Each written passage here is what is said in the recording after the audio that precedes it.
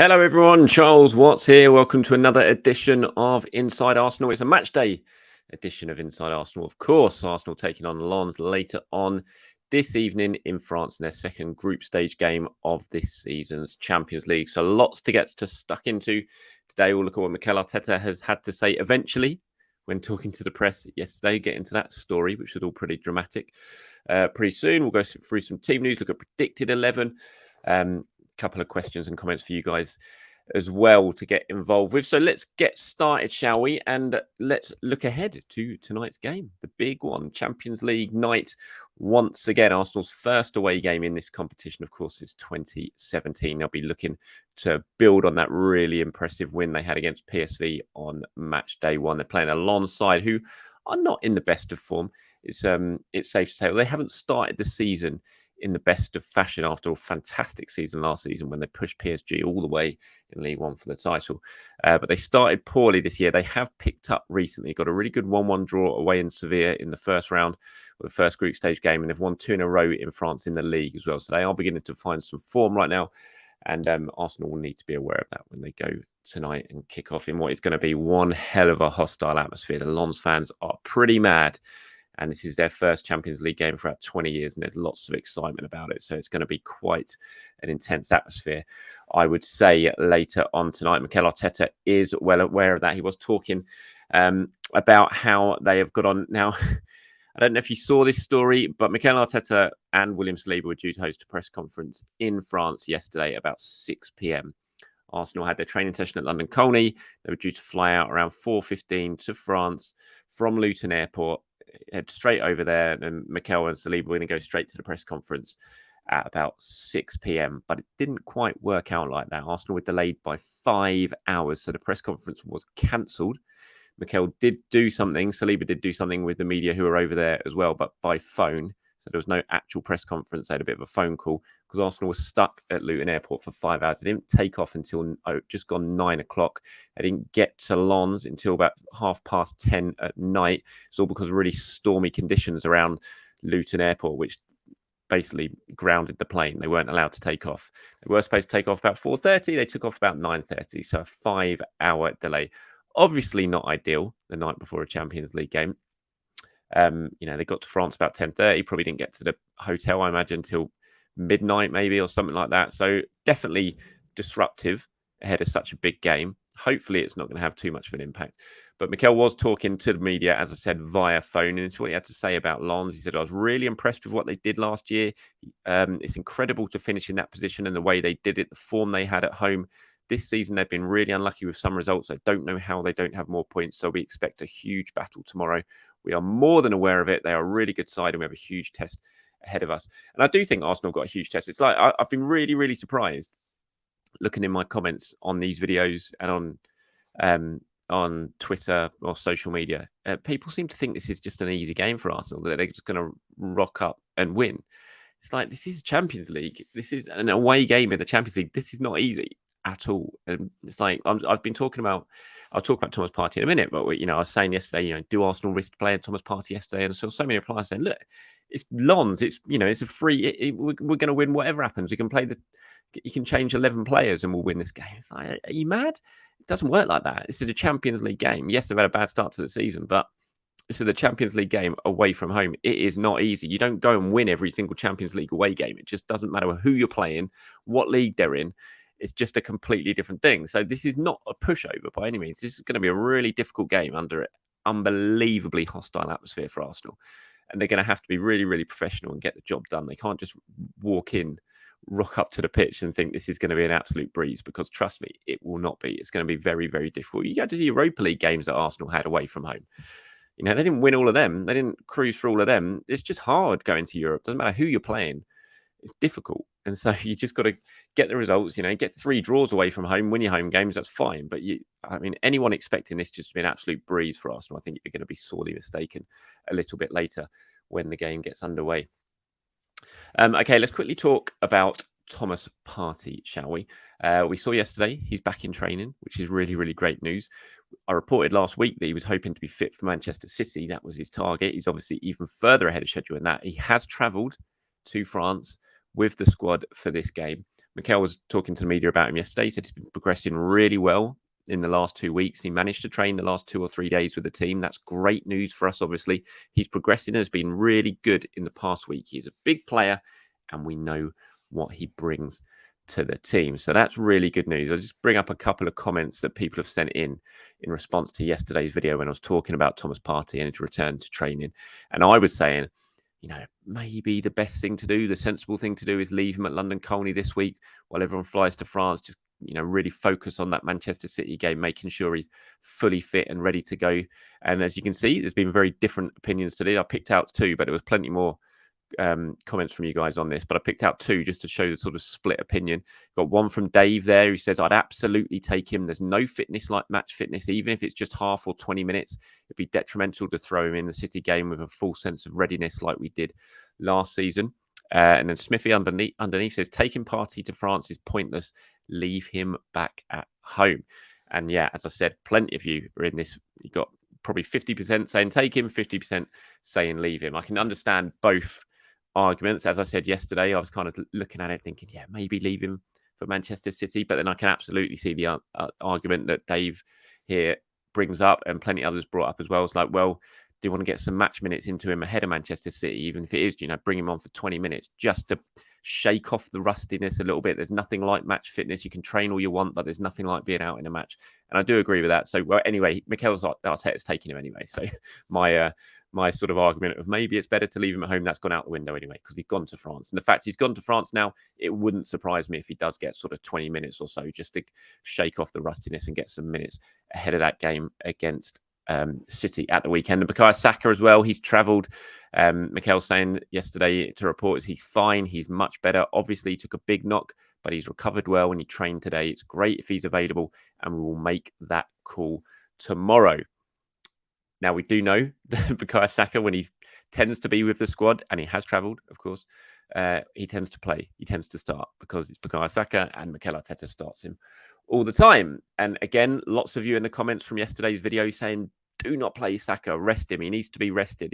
Arsenal can play anyone against Lens. And as much as I would like to see Saka given a little bit of a rest, in my mind, I'm still thinking this is a really crucial Champions League game. By all means, rest players once you've qualified from the group. But I don't think you can rest your best players in the Champions League. I really don't at this stage. I think Arsenal have got to make sure they qualify. They've got to avoid defeat in these away games. You need Bukayo Saka on the pitch. So for me, if he's fit or considered fit enough to start, for me, he has to start tonight, and I think he will. I'd be very surprised if he doesn't. There are other options, of course, but I just think if they think he's fit enough to play, and the fact that he's gone over there, he trained yesterday, he's travelled with the squad, suggests to me that they think he's fit enough to play. I think I'd be very, very surprised if Bukayo Saka is not in that starting lineup today. But let me know, of course, what you guys think about all that by replying to this video in the comments below if you're watching it on YouTube. Now, as you can see in front of me, if you're watching this on YouTube, you will see my predicted 11 for tonight's game.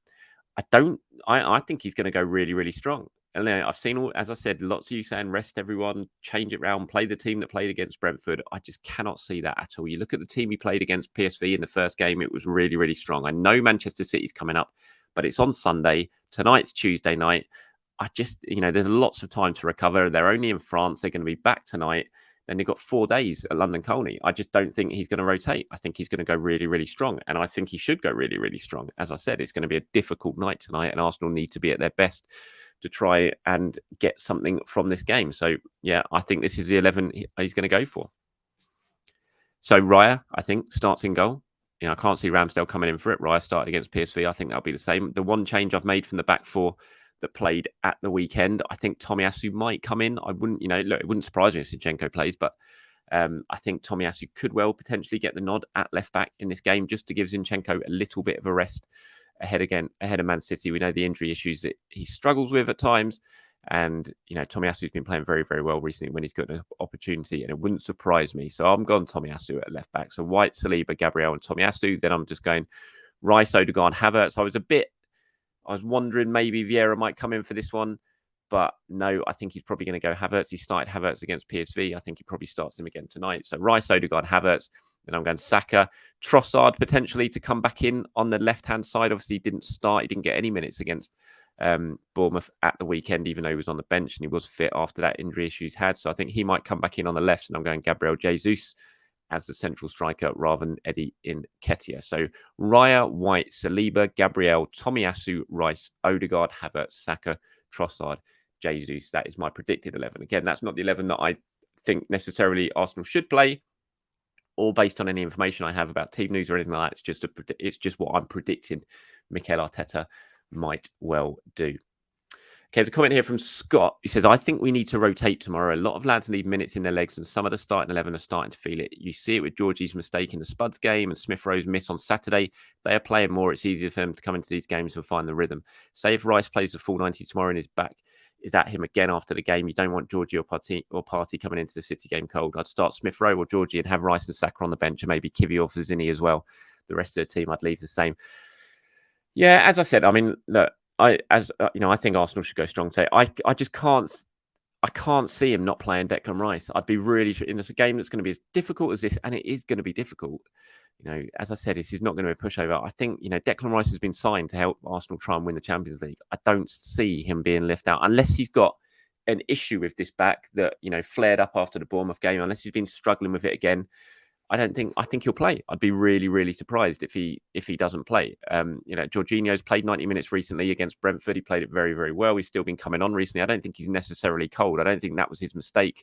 That was why he made that mistake against Tottenham. I think he just had a bit of a brain freeze against Tottenham and didn't release the ball quick enough. I don't think that was because he was cold or anything like that, or he's not played enough.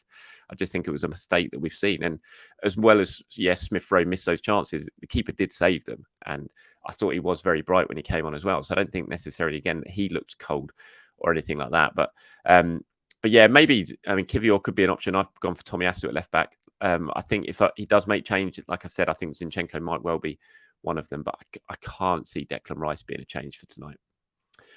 Here's one from Dara. Says, hi, Charles. Hello from California, which, by the way, apparently takes Amazon until November the 14th to deliver your book when I ordered it a few weeks ago. I think that is because if you've ordered it from the American site, the release date for the book isn't until November. So I don't think it's the case of that. It's going to be till then for them to deliver it to you. I think you've probably just ordered from the American site, and the release date in America isn't till mid-November. So that's why it won't be till then. He said, as someone who only gets to games once in a blue moon, I was wondering this weekend how the fans' songs take root. The Kai Havertz one this weekend was brilliant. Any insight as to how they come would be great. Thanks, and keep up the great show. But the Kai Havertz one, I actually heard that for the first time during pre-season, or I didn't hear it. I saw a video of it over in the United States in a pre-season tour, actually. I think it was. I saw some fans singing it. So it's been around a while. It just really took off at the Bournemouth game.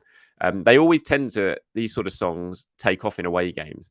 And like the Havertz one, it's kind of like Saliba. It's just such a catchy tune. Obviously, the away fans have seen it. They go through all the list of songs. You hear different ones. At the Emirates, it's very different. You hear the main songs, the ones that the majority know. And so, it's all the sort of classics, the longer songs. The ones like Kai Havertz's song, you always tend to get those at the away games more because it's a real smaller group. They've all been downstairs, sort of underneath in the concourse, drinking and singing it in the pubs beforehand, and it just takes on. You always hear them more often at the away end. That's where the songs tend to start for me, is the away game, and the away support, and then they sort of drift in, and some of them become really big mainstream songs that you hear at the Emirates. Some of them don't. But yeah, if you go to the away fan, when you say that you only go to a game once in a blue moon, if you went to away games, you'd hear lots more of these type of songs that just don't really ever make it to the sort of mainstream Emirates games. It's just very much an away fan thing. But look, I hope the wait isn't too long for the book, and when it does arrive, Dara, you really, really enjoy it. Thanks very much for your question. Okay, so just moving on from tonight's game, a little bit of worrying news about Kieran Tierney. Now, he suffered an injury that we're not exactly sure yet how long this is going to keep him out for, but Real Sociedad have announced it. They said Kieran Tierney suffered during yesterday's match an injury to his hamstring of his left thigh. Treatment through physiotherapy has begun. The return of his activities will be progressive, depending on the characteristics of the injury and the evolution of the symptoms. Now, that is a roughly translated from Spanish statement, but basically he's got a very bad hamstring injury. There are suggestions that it's a really bad one that might need surgery, and I've seen suggestions that he could be out for 3 months. Now, I can't confirm that yet. If that is the case, that will be a massive, massive blow to Kieran Tierney, a massive blow to Arsenal as well, sort of hot on the heels of what's happened with Sambi Lokonga. I think we all know that if Tierney's loan spell went very, very well this season, the the very strong likelihood is that Arsenal will look to sell him in the summer. I don't think there's really a future for Kieran Tierney at Arsenal, and it's the same with Sambi Lokonga. They've been sent out for these loan spells, hopefully to get real minutes, to put themselves in the spotlight, and to really drive up a market for them next season. Arsenal wanted to sell Tierney this summer. They couldn't do it. No bids really came in. Well, no bids, as far as I'm aware, came in for Kieran Tierney. Newcastle were very, very interested, and the last minute they decided to look elsewhere. That left Arsenal sort of scrabbling around to try and find something else for Kieran Tierney, and Sociedad was the best option for him.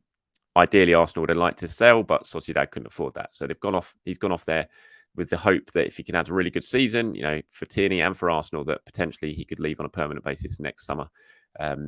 And he'd started really well, which makes this even such a big shame now, this injury. And hopefully it's not a really bad one. Hopefully it's not going to leave him out for 3 months, and he can come back and he can start playing and get his season back on track. Because like I said, it started really well for Sociedad. He made a big impact over there and was looking really, really good. And for Arsenal's point of view, that was so important, because if you want to sell him next summer, he needs to have a good season. He needs to drive up, interest in him, not just from Sociedad, from elsewhere, so that when the summer does arrive next summer, there is a very strong market, a stronger market for Tierney than there was this summer, which led to Arsenal being unable to sell him. So fingers crossed he's not too bad. We'll keep an eye on that one. Anything more I hear on Kieran Tierney, I will, of course, discuss it with you on this channel. All right, that's it from me, everyone. Thank you very much for watching or listening to today's episode. Do have a very good end to your Tuesday, and fingers crossed if you're watching the game tonight, you enjoy the match. If you're heading over to France, if you're listening to this on the way to France, then enjoy it. Stay safe over there. Saw a bit of a message put out from some of the guys over there who's saying that there were some issues last night, late night over in Lens, and some of the Lens ultras were sort of wandering around the town looking for the Arsenal fans and going into pubs. So keep your wits about you if you are traveling over to France. And if not, if you're watching it from at home, then enjoy the game, everyone. I'll be back tomorrow, hopefully, to dissect what has been a very good Arsenal victory. Speak to you soon. Have a very good day.